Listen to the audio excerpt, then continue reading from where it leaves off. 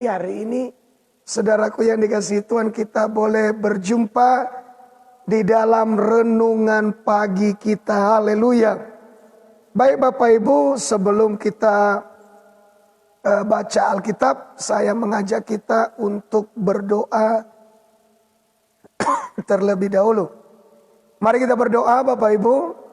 Bapa Surgawi, berkati kebenaran firman yang sebentar kami akan dengarkan. Dan biarlah setiap saudara-saudara kami dimanapun mereka berada, boleh terberkati di dalam pemberitaan firman Tuhan pada pagi hari ini. Terima kasih Bapak. Dalam nama Yesus kami berdoa, haleluya. Amin, amin, amin.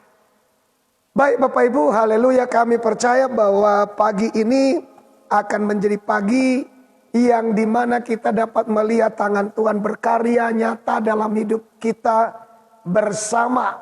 Ya, kita akan melihat bagaimana Tuhan akan menyertai, dan doa saya menjadi hari yang baik, pagi yang baik dalam hidup kita pada pagi hari ini.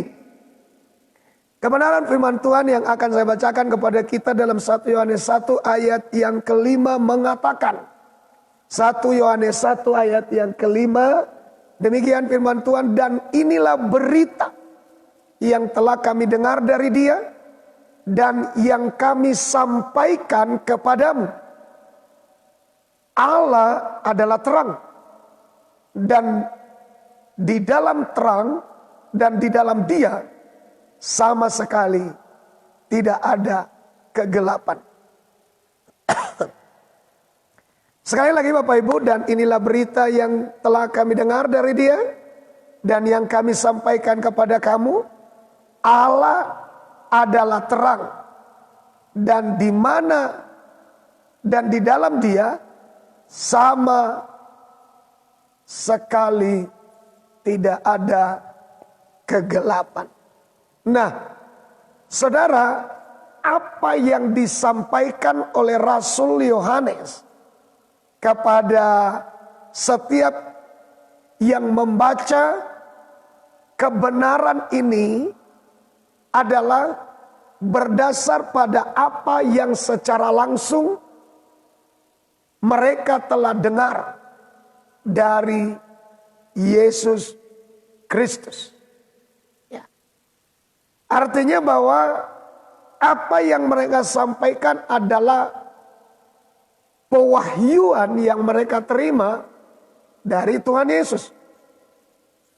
Dan itulah yang mereka sampaikan kepada setiap kita melalui ayat-ayat Alkitab, terkhusus di dalam bacaan kita pagi ini 1 Yohanes 1 ayat yang kelima. Dan di sini Bapak Ibu dikatakan bahwa kami sampaikan kepada kamu, Allah adalah terang. Allah adalah terang. Dan di dalam Dia sama sekali tidak ada kegelapan. Allah adalah terang. Saudaraku yang dikasihi Tuhan, setiap manusia siapapun dia, tidak ada orang yang menyukai tinggal di dalam kegelapan. Tidak ada orang yang menginginkan, apalagi merindukan untuk tinggal di dalam kegelapan. Karena kalau orang tinggal di dalam kegelapan, untuk apa dia hidup? Dia tidak bisa melakukan apa-apa. Dia tidak bisa melakukan aktivitas. Dia tidak bisa mengerjakan apa-apa. Dan dia tidak bisa pergi kemana-mana. Karena semua gelap, dilingkupi oleh gelap, ditutupi oleh gelap. Jadi dia mau buat apa? Mau kemana? Ngerjakan apa? Dan dia tentu di dalam kegelapan mau mikirkan apa? Nah, tidak ada orang yang menginginkan kegelapan. Tidak ada orang yang menyukai kegelapan. Nah, saudaraku yang dikasihi Tuhan, bagaimana supaya kita ini Bapak Ibu boleh mengalami terang. ya, boleh mengalami terang. Saudara, Daud berkata, ya, di dalam Mazmur 27 ayat yang pertama, Tuhan adalah terangku. Dan bukan hanya itu, Tuhan adalah terangku dan keselamatanku. Kepada siapakah aku harus takut? Semua terang.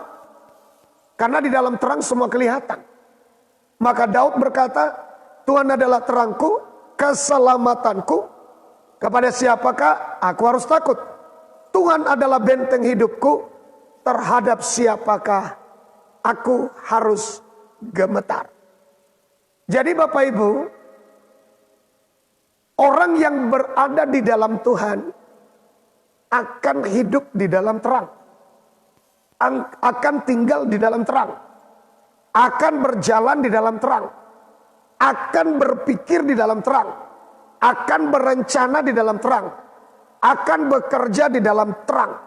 Karena orang yang ada di dalam terang, saudara, ia bisa berpikir dengan baik. Ia bisa melakukan aktivitas dengan baik. Ia bisa bergerak dan berjalan dengan baik. Karena semuanya ada di dalam terang. Nah, siapa terang itu? Bagaimana cara kita supaya kita boleh bisa berada di dalam terang? Alkitab berkata bahwa Daud berkata di dalam Mazmur 27 ayat yang pertama, Tuhan adalah terangku. Tuhan adalah terangku. Jadi orang yang ada di dalam Tuhan, maka jelas, otomatis dia berada di dalam terang. Karena Tuhan itu adalah terang. Yesus adalah terang. Dan kalau kita sudah berada di dalam terang, ada lubang di depan, kita bisa menghindarkan lubang itu.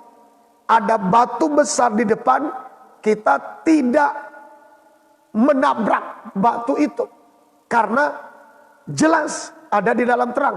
Tapi kalau ada orang yang hidup di dalam gelap, dilingkupi kegelapan, ada lubang di depan, ada jurang di depan, ya dia tidak tahu. Dia tabrak saja, jatuh ke dalam lubang. Ada batu besar di depan, dia tabrak saja. Dan dia bisa mati. Karena di dalam kegelapan. Tapi kalau di dalam terang, dia bisa lihat dengan jelas. Itu makanya Daud menjelaskan, mempertegas, Tuhan adalah terangku dan keselamatanku. Orang yang ada di dalam terang pasti ada di dalam keselamatan. Ada dalam kepastian keselamatan, ya. Sudah pasti ada di dalam keselamatan, ya. Kalau kita baca Bapak Ibu, Yohanes pasal yang pertama, di sana juga diingatkan kepada kita, ya. Yohanes pasal yang pertama, kita lihat Bapak Ibu, ya. Kita lihat ayat 4, ya. Di dalam Dia, di dalam Tuhan, di dalam Yesus ada hidup. Dan hidup itu adalah terang manusia. Adalah terang manusia. Terang itu bercahaya di dalam kegelapan, dan kegelapan itu tidak menguasainya. Jadi saya baca sekali lagi dengan jelas, ya. Dalam Dia, ya, Tuhan adalah terang. Dalam Dia, dalam Tuhan ada hidup. Dan hidup itu adalah terang manusia, ya. Jadi Bapak Ibu, Daud berkata, Tuhan adalah terangku dan keselamatanku. Yohanes 1 tadi mengatakan ayat yang ketiga, ayat yang keempat, ya, dalam Dia ada hidup, dan hidup itu ialah terang manusia, ya. Dalam Dia ada hidup. Hidup itu adalah terang manusia. Mazmur 27 ayat 1, Tuhan adalah terangku. Dan terang itu adalah keselamatanku. Tuhan adalah terangku dan keselamatanku. Dalam Dia ada hidup, hidup itu ialah terang manusia. Jadi Bapak Ibu, kalau Daud berkata Tuhan adalah terangku dan keselamatanku, sudah jelas apa yang dikatakan Rasul Yohanes, bahwa dalam dia ada hidup. Hidup itu adalah terang. Benar apa yang dikatakan Daud. Tuhan adalah terangku dan keselamatanku. Jadi Bapak Ibu, orang yang berada di dalam terang, ya, orang yang berada di dalam terang adalah orang yang beroleh keselamatan. Orang yang berada di dalam terang adalah oleh orang yang tidak lagi mengalami hukuman. Karena dia sudah selamat. Dia tidak akan dilemparkan di dalam lautan api belerang. Karena dia sudah selamat. Orang yang ada di dalam terang sudah beroleh selamat. Ya, sebab dalam Yesus ada hidup. Hidup itu terang manusia. Ya.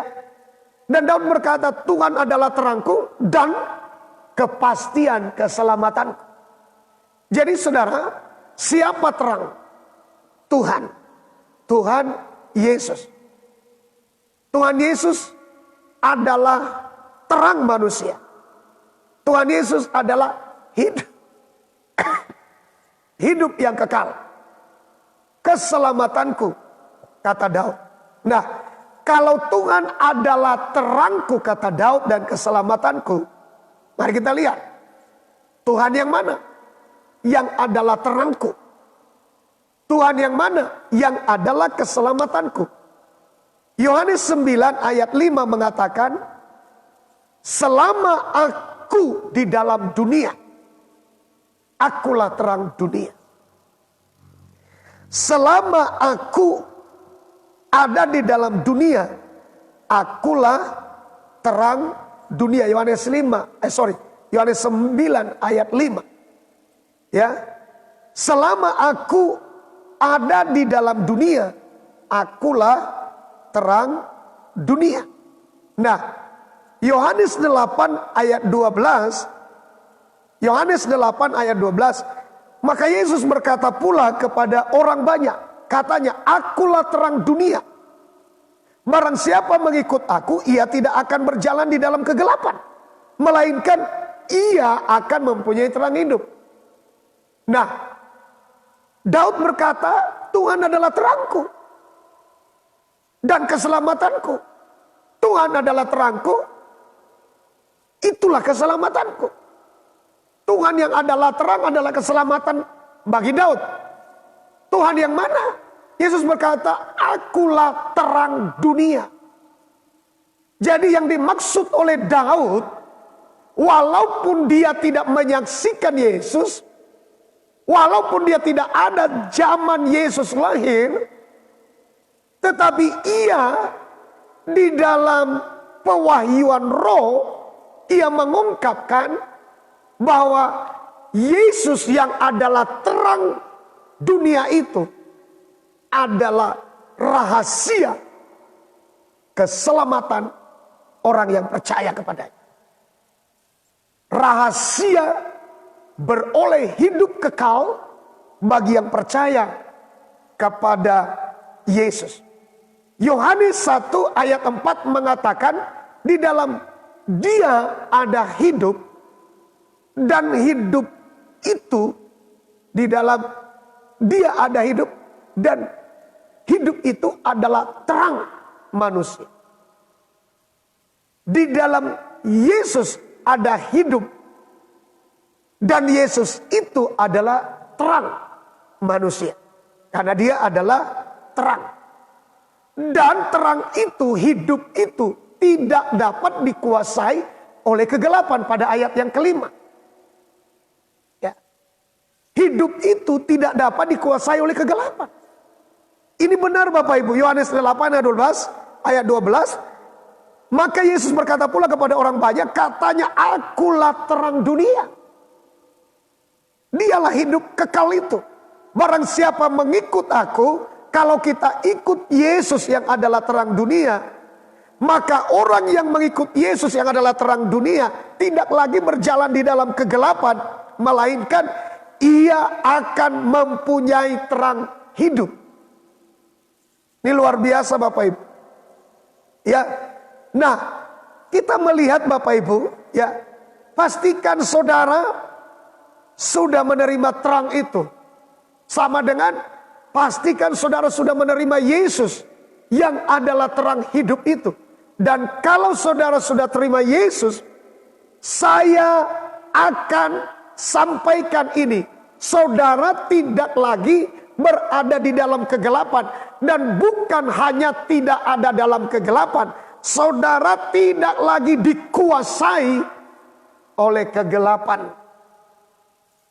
Haleluya. Saudara tidak akan lagi dikuasai oleh kegelapan. Karena ada terang dalam hidup saudara. Dan terang itu adalah keselamatan. Kepastian akan hidup yang kekal. Dan keselamatan itu tidak lagi dikuasai oleh kegelapan. Nah, kita kembali ke Yohanes 9 ayat 5. Yohanes 9 ayat 5. Selama aku di dalam dunia, akulah terang dunia. Selama Yesus ada dalam dunia, dialah terang dunia. Nah, mungkin saudara berkata, tapi Yesus kan sudah mati. Iya, dia sudah mati untuk menggantikan manusia dari maut, dari kematian. Tetapi tidak selama-lamanya ia ada di dalam alam maut. Hanya 3 hari saja ia bangkit dari antara orang mati. Karena ia hanya menggantikan manusia dari kematian. Ia hanya, saudaraku, mengalami upah dosa manusia. Yang upah dosa itu ialah maut. Ia sudah mati sekali untuk selama-lamanya. Itu sekali untuk selama-lamanya. Setelah itu ia bangkit, ia naik ke sorga, duduk di sebelah kanan Allah Bapa, menjadi pembela, menjadi imam besar bagi kita. Lalu mungkin kita berkata lagi, iya, oke, dia sudah bangkit, sekarang dia ada di sorga. Loh, tapi dia berkata di selama aku ada di dalam dunia. Saudara, Yesus tetap ada di dalam dunia bagi orang-orang yang masih hidup di dalam dunia, tapi percaya akan Yesus. Menerima dia sebagai Tuhan dan Juru Selamat mereka selama di dunia. Dan Yesus akan tetap menjadi terang dunia bagi orang-orang yang mengundang dia tinggal di dalam hati mereka. Sekarang kalau Bapak dan Ibu mengundang Yesus masuk di dalam hatimu, ketika engkau mendengarkan firman ini, Yesus mengetuk pintu hatimu, engkau dengar, kau izinkan dia masuk dalam hatimu, maka yang terjadi adalah ia masuk. Ia tinggal di dalam hatimu, di dalam rumah kehidupanmu yang masih tinggal dalam dunia ini. Dan selama saudara ada dalam dunia ini, ia ada bersama dengan saudara. Sebab saudara sudah mengundang dia masuk di dalam rumah kehidupanmu, di dalam dunia ini. Ia akan tetap menjadi terang dunia di dalam hidup saya dan saudara. Ia akan membawa saudara berjalan di dalam terangnya yang sempurna. Sebab dia adalah terang. Alkitab mencatat nanti kalau orang ke sorga tidak butuh matahari, tidak butuh bulan, tidak butuh bintang. Karena ia sendiri akan menjadi terang bagi kita di dalam kerajaan sorga.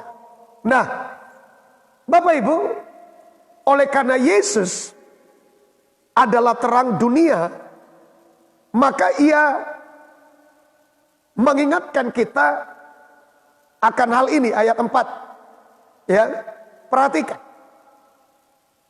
Selama aku di dalam dunia, akulah terang dunia. Nah, saya baca, kita bergeser ke ayat 4-nya di atas. Kita harus mengerjakan pekerjaan Dia yang mengutus aku selama masih siang. Ini selama masih siang.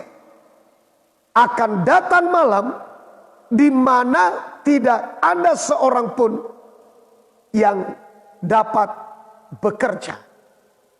Ya. Nah, saudara, Yesus mengajak saya dan saudara,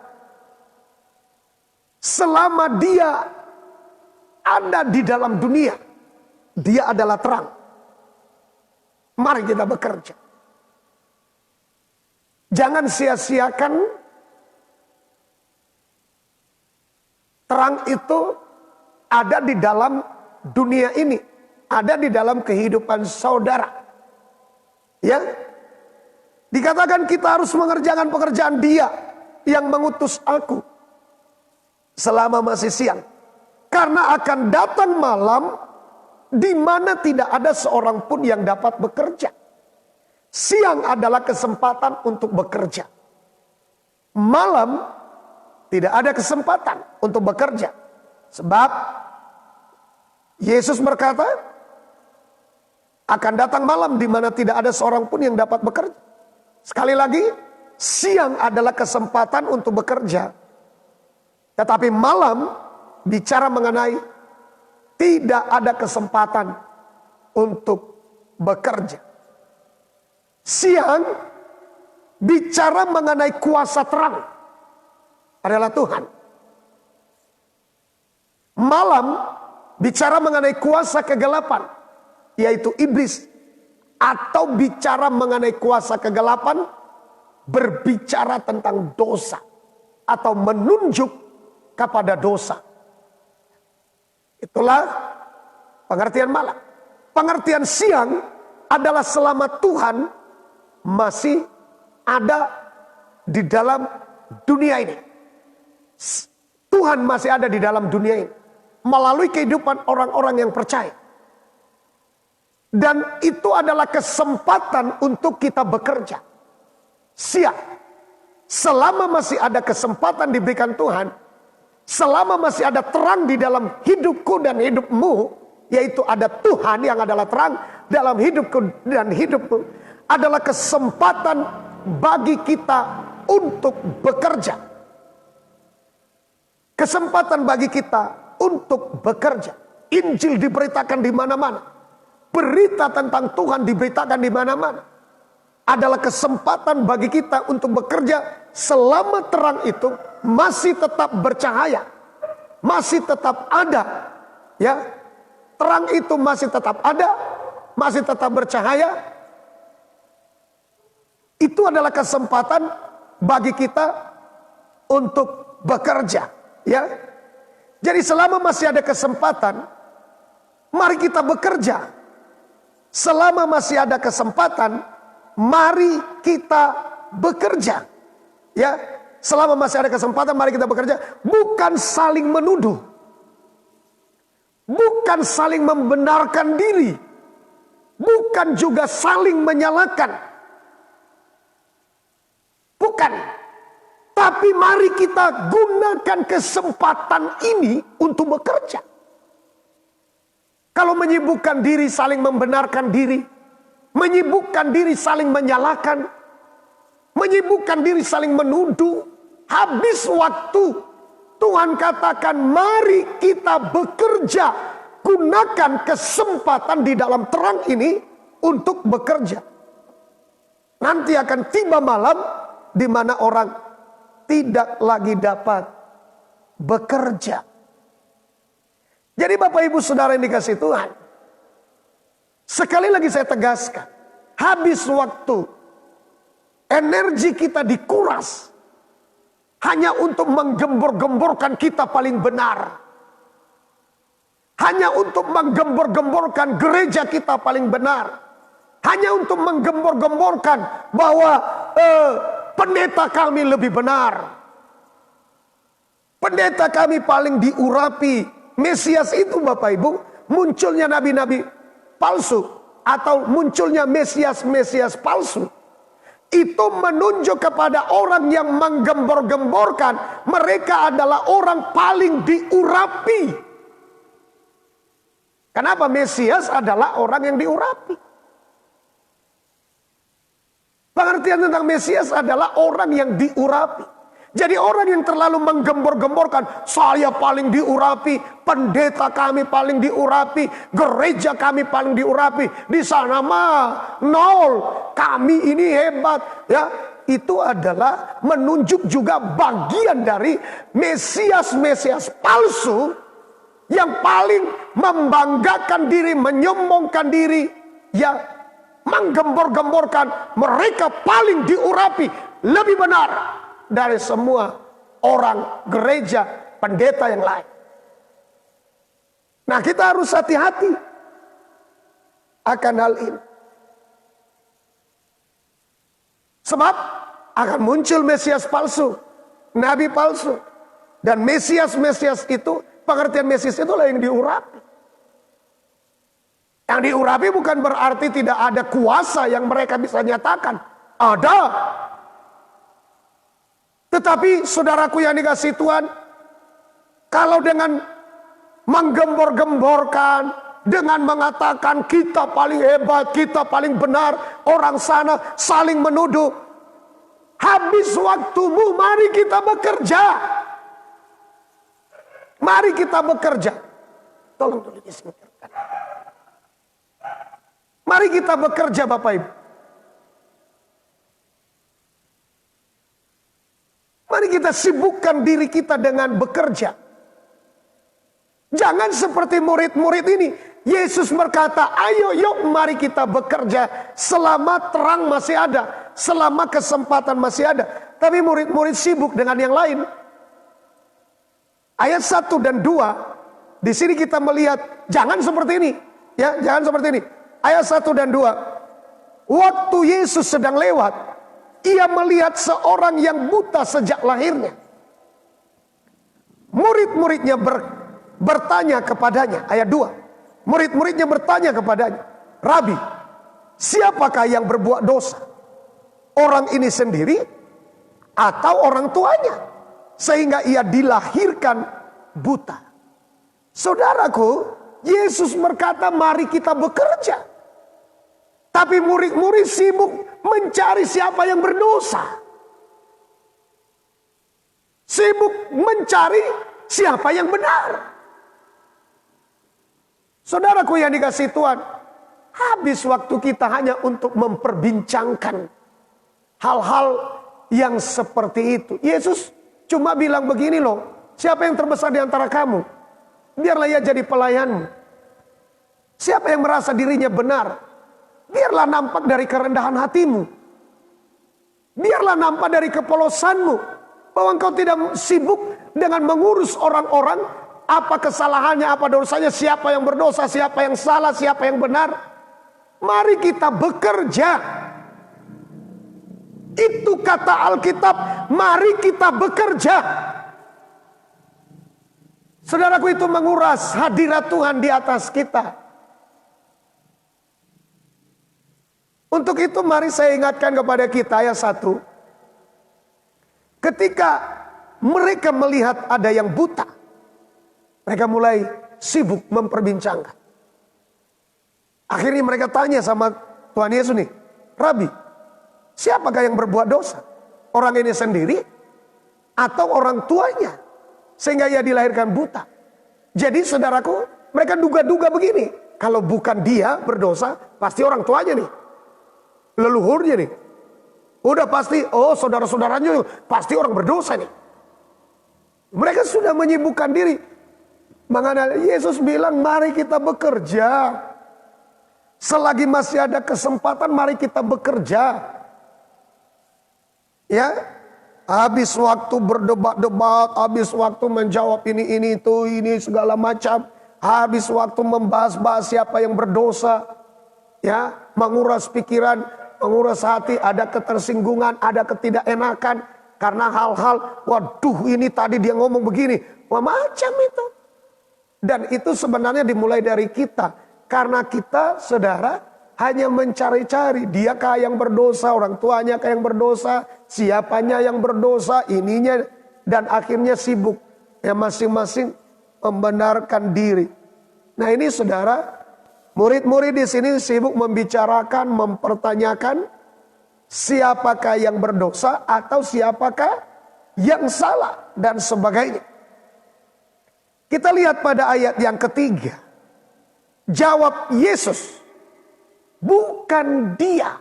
Nah, bukan juga orang tuanya. Lah, sementara tadi hati kita, siapa yang berdosa tuh? Guru, siapa yang berdosa? Dia yang berdosa kan? Atau orang tuanya kan? Pasti antara dua itu. Tapi Yesus berkata bilang apa? Bukan dia, juga bukan orang tuanya. Nah, saudaraku yang dikasihi Tuhan, padahal pikiran kita sudah kotor. Padahal hati kita sudah kotor. Pikiran kita jahat. Menuduh orang sana berdosa. Menuduh dia berdosa. Menuduh orang tuanya berdosa. Padahal Yesus bilang bukan dia. Juga bukan orang tuanya. Saudaraku yang dikasihi oleh Tuhan. Sering sekali ini yang menyita energi kita.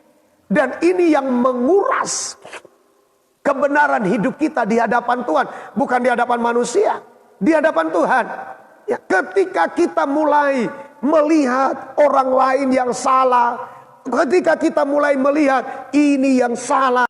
Ketika kita mulai melihat diri kita paling benar. Ya, padahal Bapak Ibu Saudara yang dikasihi Tuhan. Tuhan tidak berpikir demikian. Dan Tuhan menegaskan bukan dia. Juga bukan orang tuanya. Kenapa kamu berpikir tentang dia berdosa? Ketika dia buta, kenapa tiba-tiba di dalam pikiranmu yang ada adalah dia berdosa? Kenapa ketika kamu melihat dia buta, kenapa yang ada di dalam pikiranmu orang tuanya pasti berdosa? Ada apa denganmu? Ketika kamu melihat dia gagal, ketika kamu melihat dia susah, ketika melihat dia orang yang mungkin saudaraku yang dikasihi Tuhan tidak seperti orang lain hebat atau tidak seperti saudara hebat. Saudara lalu ini orang terkutuk, ini berdosa. Kenapa tiba-tiba ada dalam pikiranmu hal yang sedemikian? Sementara Tuhan tidak berkata bahwa dia berdosa atau orang tuanya berdosa. Lalu apa? Apa yang menyebabkan orang itu menjadi buta, orang itu menjadi gagal, orang itu menjadi susah, orang itu menderita, orang itu begini, orang itu begitu, tidak seperti kamu yang hebat. Kenapa? Untuk apa semuanya itu? Jawab Yesus, bukan dia dan bukan juga orang tuanya, tetapi karena pekerjaan-pekerjaan Allah harus dinyatakan di dalam orang itu. Bukan karena dosa, tapi supaya kamu dan saya yang adalah orang percaya, kamu boleh mendapatkan pekerjaan dan tidak pengangguran untuk membetulkan orang itu menjadi lebih baik. Coba bayangkan kalau tidak ada orang buta. Coba bayangkan kalau tidak ada orang berdosa. Coba bayangkan kalau tidak ada orang jahat. Coba bayangkan kalau tidak ada orang yang salah lagi, semua sudah benar. Apa pekerjaanmu? Coba. Sebagai orang percaya, apalagi pekerjaanmu sebagai hamba Tuhan, apalagi pekerjaan kita sebagai hamba Tuhan, sebagai pendeta, semua sudah benar.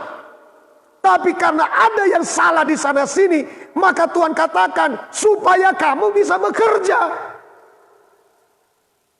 Orang itu supaya kamu bisa bekerja melalui hidup itu, dan Tuhan bisa dinyatakan kuasanya melalui orang itu. Jadi orang itu Bapak Ibu Saudara yang dikasihi Tuhan, ya, keadaannya seperti itu adalah kata Alkitab supaya pekerjaan-pekerjaan Allah bisa dinyatakan melalui itu semuanya. Ya. Bapak Ibu Saudara yang dikasihi Tuhan, sekali lagi saya tegaskan. Ya, kalau tidak ada orang buta itu pada waktu itu, bagaimana kuasa Tuhan bisa dinyatakan? Bagaimana Yesus berkata, aku punya kuasa, aku bisa menyembuhkan, aku bisa mencelikan mata yang buta. Bagaimana Yesus bisa menyatakan hal itu kalau tidak ada orang buta pada waktu itu? Jadi kalau masih banyak orang yang jahat, banyak orang berdosa, banyak orang suka fitnah, banyak orang suka gosip, banyak orang suka kejahatan, ya, dan itu menjadi kehidupan mereka. Semua kata Alkitab tidak hanya karena bicara dosa, tapi supaya kita bisa bekerja, supaya kita jangan jadi pengangguran, tapi supaya kita ada pekerjaan untuk memberitakan, untuk menyatakan pekerjaan-pekerjaan dahsyat dari Allah yang kita sembah di dalam Kristus Yesus. Jadi mari kita, saudaraku yang dikasihi Tuhan, terutama di zaman akhir ini lebih bijak, Bapak Ibu, menyikapi akan hal-hal ya yang seperti itu, ya. Tidak, bukan selamanya karena dosa. Memang tidak dipungkiri ada karena dosa. Tapi masalahnya loh, pikiran kita ini perlu dibetulkan. Dikit-dikit, oh dia sudah berdosa. Dikit-dikit, ini karena orang tuanya berdosa. Dikit-dikit, ini leluhurnya pasti berdosa. Ya, jadi supaya hal-hal yang positif itu ya memenuhi pikiran kita. Tuhan izinkan itu supaya pekerjaan Allah bisa dinyatakan di dalam orang yang buta itu, di dalam orang yang sakit itu, di dalam orang yang hidupnya susah itu, di dalam orang yang hidupnya gagal itu, di dalam hidup orang yang hidupnya berantakan itu, supaya pekerjaan Allah bisa dinyatakan. Coba kalau nggak ada orang yang rusak hidupnya, kita mau kerja apa? Kita akan jadi pengangguran sebagai anak-anak Tuhan, hamba-hamba Tuhan. Tapi kalau ada orang-orang semacam itu, maka Tuhan memberikan kesempatan kepada kita untuk bekerja dan menyatakan perbuatan Allah yang ajaib dan luar biasa. Nah ini dia Bapak Ibu ya. Jadi Bapak Ibu saudara yang dikasihi Tuhan, adanya hal-hal seperti itu adalah supaya kita bisa bekerja, supaya kita dapat pekerjaan untuk menyatakan kemuliaan Tuhan. Kalau tidak ada orang lagi yang hidupnya jahat, ya, lalu kita mau ngerjakan apa? Ya, itu makanya kalau ada orang-orang seperti itu, kata Alkitab, yuk mari kita bekerja. Apanya yang kita kerjakan guru? Nah itu dia, yang orang yang hidup dalam kegelapan sana tuh. Ayo kita kerjakan. Kemana kita bawa? Ya ke bawah, kita bawa dia ke dalam terang. Kita bawa dia ke dalam terang. Kita pindahkan hidupnya dari gelap kepada terang. Biar dia masuk dalam terang. Sebab Yesus berkata, akulah terang dunia.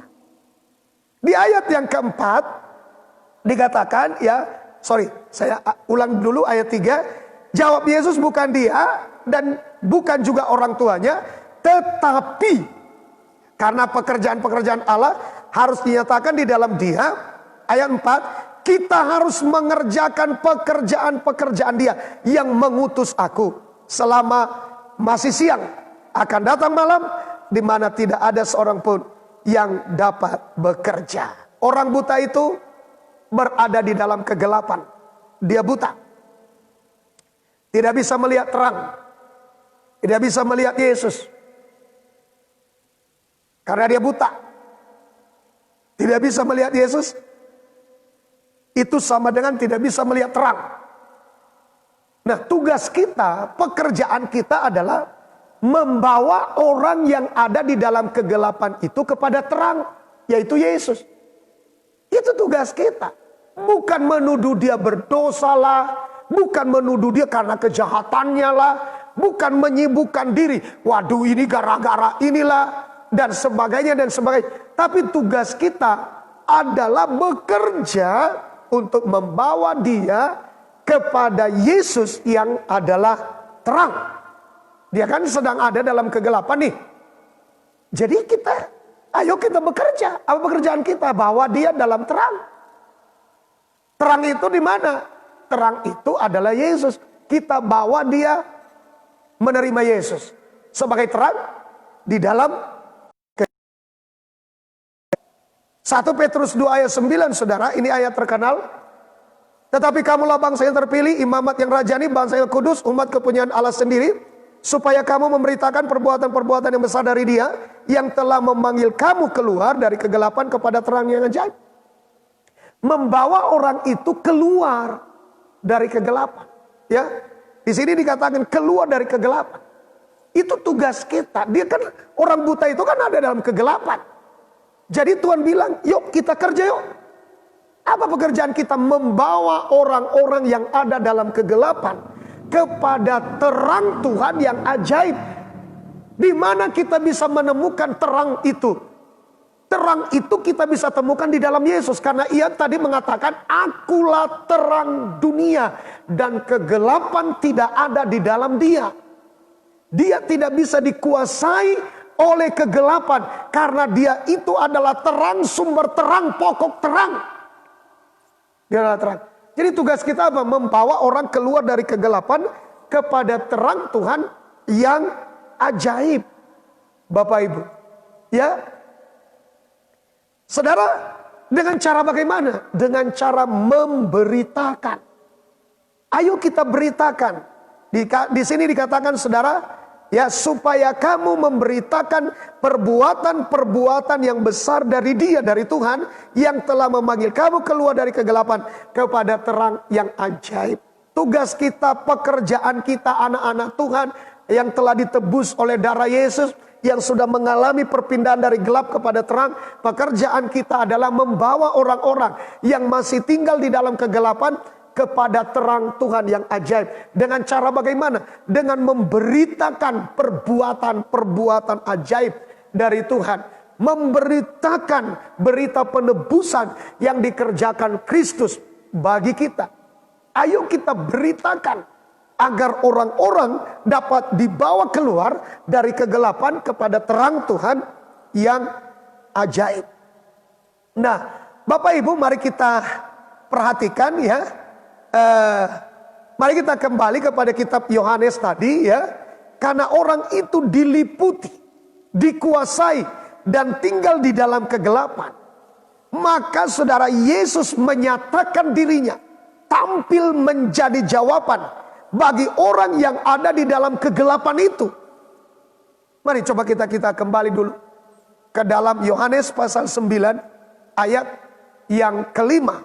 Yohanes 9 ayat yang kelima. Selama aku di dalam dunia, akulah terang dunia. Setelah ia mengatakan semuanya itu, ia meludah ke tanah dan mengaduk ludahnya itu dengan tanah, lalu mengoleskannya pada mata orang buta tadi dan berkata kepadanya, pergilah, basuhlah dirimu dalam kolam Siloam. Siloam artinya yang diutus. Dan kita tahu yang diutus adalah Tuhan Yesus. Maka pergilah orang itu, ia membasuh dirinya, lalu kembali dengan matanya sudah melek, sudah dapat melihat. Saudara, apa pekerjaan-pekerjaan Yesus selama di dunia ini?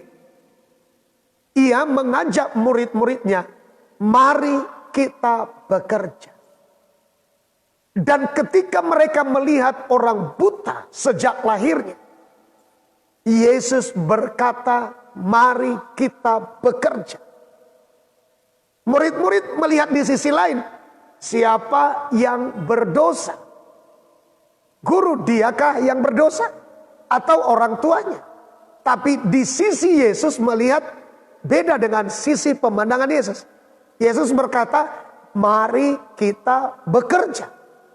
Ya, saudara, hari ini saya rasa kita tidak perlu sibukkan diri dengan menghakimi orang lain, dengan menuduh mereka orang berdosa, padahal mereka belum tentu berdosa. Ada orang-orang yang seperti itu, ada orang-orang yang banyak kurang-kurangnya. Itu adalah supaya Tuhan tidak menjadikan kita pengangguran. Ayo orang percaya kepada Tuhan, bawa orang-orang itu keluar dari kegelapan.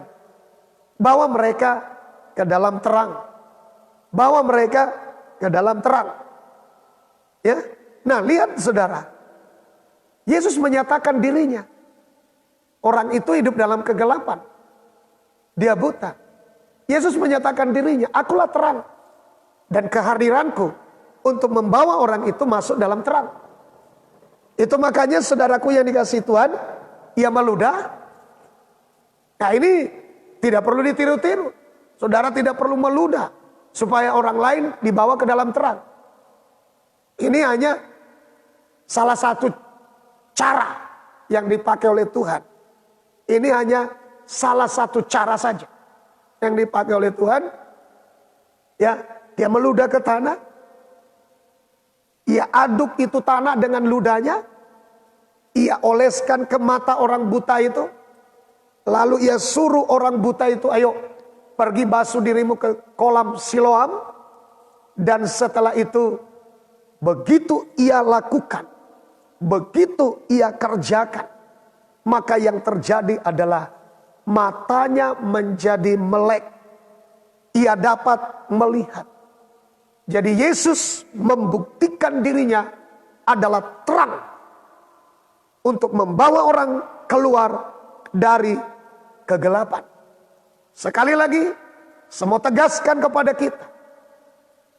Orang yang hidup dalam kegelapan, orang yang dikuasai oleh setan, orang yang dikuasai oleh kegelapan dosa, sanggup dibawa Yesus keluar dari kegelapan itu ke dalam terang. Dan itu tugas kita, untuk memperkenalkan Kristus yang adalah terang bagi dunia ini. Supaya mereka masuk di dalam terang. Supaya mereka terima terang itu, yaitu Yesus. Supaya mereka hidup di dalam terang itu. Hidup di dalam Yesus yang adalah terang. Mau dipimpin oleh Yesus yang adalah terang. Sehingga mereka dapat berjalan di dalam terang, yaitu Yesus itu sendiri. Nah, Bapak Ibu, saudara-saudari yang dikasihi dan diberkati Tuhan. Sekali lagi, ada yang tidak benar, ada yang jalannya yang bengkok, ada yang berdosa, ada yang jahat, ada yang bagaimana, ada yang hidupnya gagal, ada yang hidupnya sakit, ada yang hidupnya macam-macam yang mungkin tidak sesuai dengan pendapat penglihatan saudara, pandangan saudara. Kita punya tugas untuk membawa mereka kepada Yesus yang adalah terang, supaya mereka dapat keluar dari kegelapan itu. Begitu orang ini berjumpa dengan Yesus, orang itu diubahkan dari gelap masuk dalam terang. Dari yang tidak bisa melihat terang karena kegelapan meliputi dia, jadi Yesus membawa dia ke dalam terang ketika mengalami perjumpaan dengan Yesus. Dengan kata lain, dia disembuhkan dari keadaannya. Dia disembuhkan dari keadaannya. Dia keluar dari keadaan yang kurang membaik. Saudaraku yang dikasihi Tuhan, kabar baik bagi kita. Yesus sanggup membawa saudara keluar dari keadaan yang tidak menguntungkan. Dari keadaan yang kurang baik bagi saudara. Dari situasi buruk yang saudara alami. Dari keadaan tidak baik yang menimpa saudara. Dari jalan yang tertutup di depan saudara. Dia adalah jalan di keluar. Dia adalah terang yang sempurna. Yang bisa bawa kita keluar dari setiap situasi dan keadaan hidup yang kurang menguntungkan dalam kehidupan kita.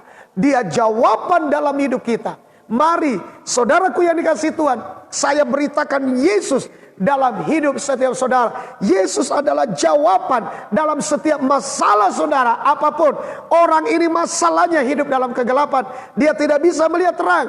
Dia buta dan jadi pengemis. Dan Alkitab menjawab, perjumpaannya dengan Yesus mengubah hidupnya dari hidup dalam buta menjadi hidup dalam penglihatan. Hidup dalam gelap menjadi hidup dalam terang. dari hidup menjadi pengemis, hidup menjadi tidak pengemis lagi. Hidupnya diubahkan ketika mengalami perjumpaan dengan Yesus. Di dalam nama Yesus, saya mau katakan kepada saudara bahwa kalau hari ini engkau membuka hatimu, terima kebenaran firman ini, terima Yesus sebagai terang dalam hidupmu, sebagai keselamatanmu yang akan memberikan kepadamu hidup kekal. Dia akan membebaskan hidupmu dari segala kutuk, dari dosa, dari hidup lamamu. Dia akan ubahkan kau menjadi baru. Engkau akan dipindahkan dari gelap kepada terang, dan engkau akan melihat Ia akan mengubah hidupmu secara menyeluruh. Dari ujung rambutmu sampai ke ujung kakimu, engkau akan melihat perubahan yang akan dikerjakan oleh Kristus Yesus yang kuberitakan kepadamu. Di dalam nama Yesus, terimalah dia dan alamilah keubahan hidup yang akan dikerjakan ketika engkau menerima Yesus sebagai Tuhan dan Juru Selamatmu secara pribadi. Terima dia hari ini. Ia akan sembuhkan penyakitmu. Ia akan bebaskan engkau dari keadaan sulit yang engkau sedang alami atau yang sedang menekan kehidupanmu. Lihatlah, ketika ia berjumpa dengan orang buta sejak lahirnya, siapa yang bisa mengatasi orang yang buta sejak lahirnya? Siapa yang bisa mengatasi? Hingga hari ini tidak ada satupun yang bisa mengatasi masalah buta sejak lahir. Bisa diatasi. Tidak ada satupun yang bisa atasi. Tapi ketika orang itu berjumpa dengan Yesus, dia tidak pertanyakan apa dosamu. Dia tidak pertanyakan apakah orang tuamu berdosa. Tapi ia mengerjakan pekerjaan-pekerjaan Allah dari surga untuk kebaikan saya dan saudara. Untuk kebaikan kita bersama. Saudaraku yang dikasihi Tuhan, undanglah dia di dalam kehidupanmu. Ia pasti akan mengerjakan hal yang luar biasa dan ajaib dalam kehidupan setiap kita. Kita lihat di ayat 8. Tetapi tetangga-tetangganya dan mereka yang dahulu mengenalnya sebagai pengemis, dia diubah, saudara. Perhatikan, dia pengemis. Ya, mereka berkata, bukankah dia ini yang selalu mengemis? Ada yang berkata, benar, dialah ini. Ada pula yang berkata, bukan, tetapi ia serupa dengan dia. Orang itu sendiri berkata, benar, akulah itu. Saudara, kita lihat bahwa dia diubahkan. Ini fakta. Ini kenyataan. Saat orang ini mengalami perjumpaan dengan Tuhan, yang hidupnya buta disembuhkan dari kebutaan, yang hidupnya berada di dalam kegelapan menjadi masuk di dalam terang, yang orangnya tadinya pengemis dan menjadi peminta-minta, sekarang tidak lagi jadi peminta-minta.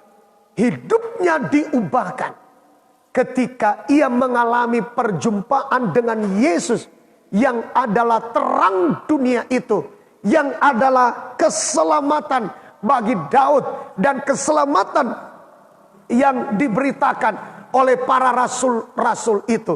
Bapak dan ibu, saudara yang dikasihi dan diberkati Tuhan, saya berpesan kepada setiap kita, bersegeralah dan jangan berlambat-lambat.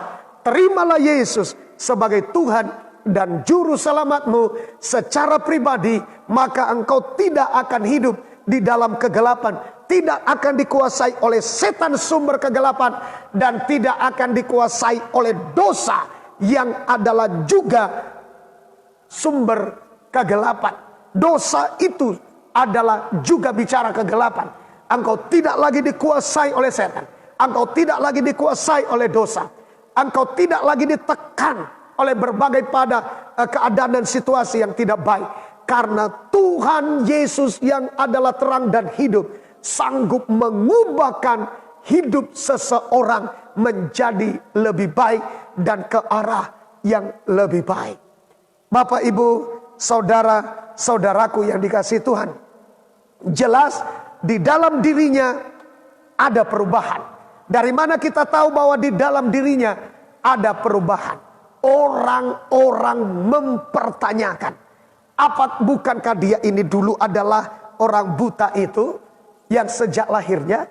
Bukankah dia ini dulu adalah orang yang pengemis itu?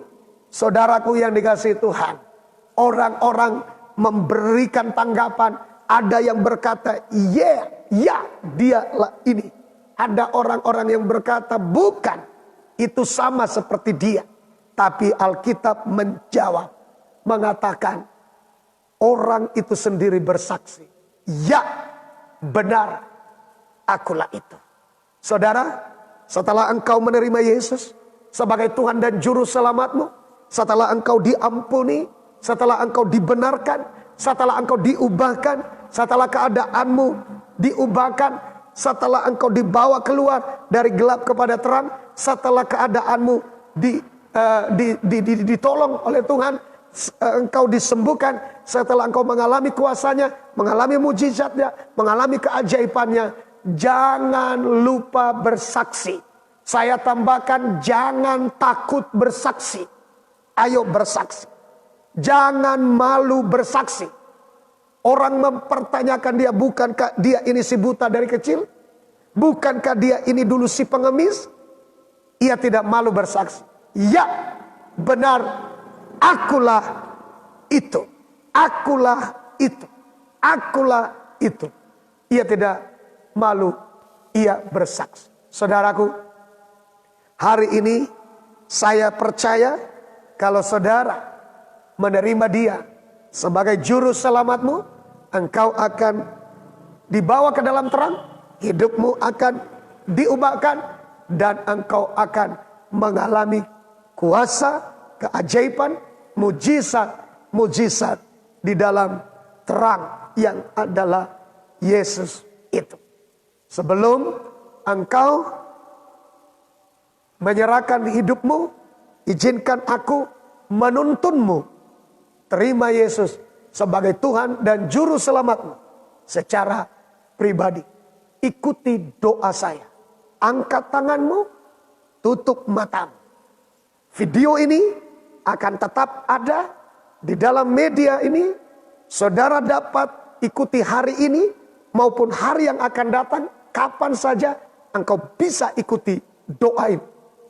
Mari tutup mata, angkat tangan. Tuhan Yesus yang baik. Tuhan Yesus yang mengasihi saya.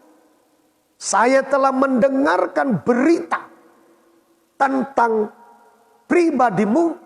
Engkau adalah terang dunia. Engkau adalah kepastian keselamatan itu.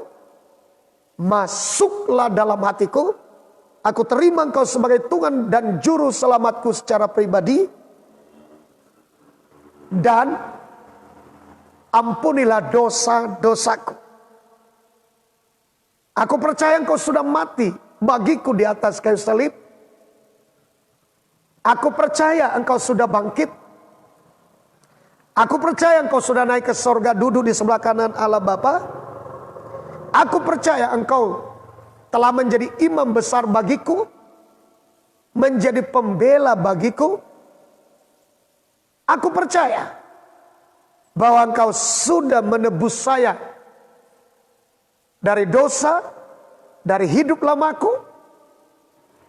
Dan aku percaya namaku sudah dituliskan dalam buku kehidupan, dalam kerajaan sorga.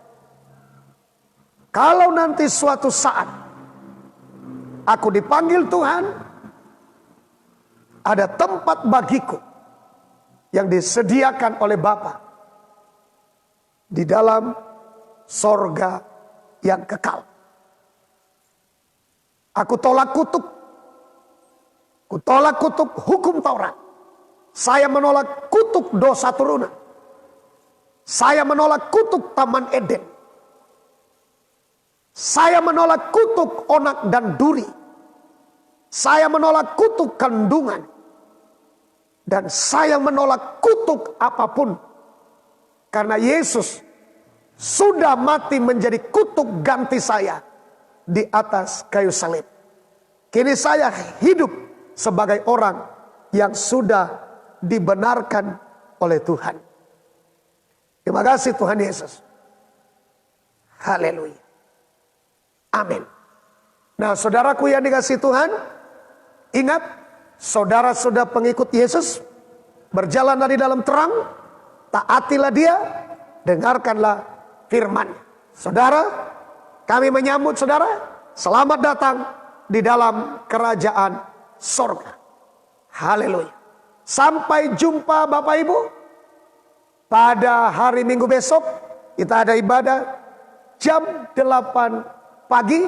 Saudara boleh ikuti ibadah kita jam 8 pagi melalui FB Tiberias Lintong Nihuta. Dan ada juga jam 8 pagi saudara boleh ikuti di FB Tiberias Balige. Ya. Dan yang kedua jam 10.30. Tuhan Yesus memberkati, sampai jumpa esok hari. Amin.